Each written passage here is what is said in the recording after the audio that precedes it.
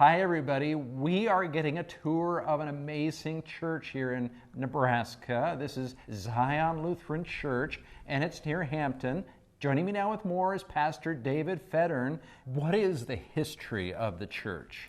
The history really starts back in the year 1869 as their first arrival point. 1870, they began those formal discussions to start a church, and then they were formally recognized in the year 1873 by our synod. Of course, it was all prairie, no settlements out here.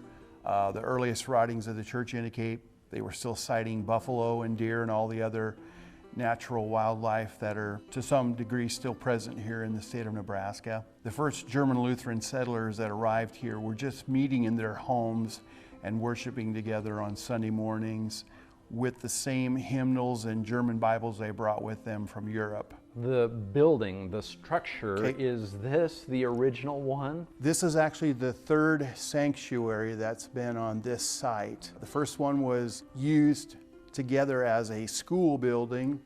A second larger building was built as the congregation grew. Unfortunately, in April of 1896, it was struck by lightning in the bell tower over 100 feet off the ground, and it burned completely to the ground. It was a total loss.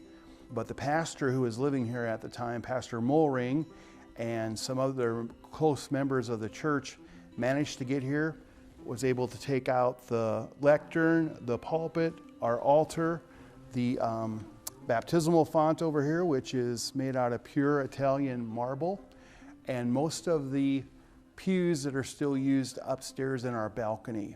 So the building that we're in today has been in continuous use now since 1897. What would you say are some of the unique features of the church, maybe on the outside and on the inside? 50 years ago this year, there was an ice storm in March of that year.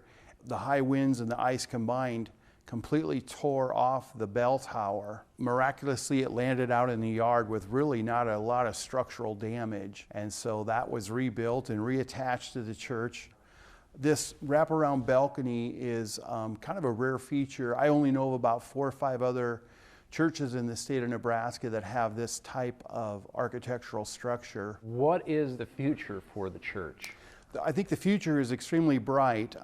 We have a number of young families. In fact, our median age at the present time is about 43 years of age. There are over nearly 120 children between the ages of 0 and 18. Unique in the fact that we currently have members from 10 different communities and 4 different counties that drive here on Sunday morning to worship here at Zion and call this their church home. Thank you, Pastor, for having us here in this beautiful church, and congratulations on celebrating 150 years of the church. Thank you, John.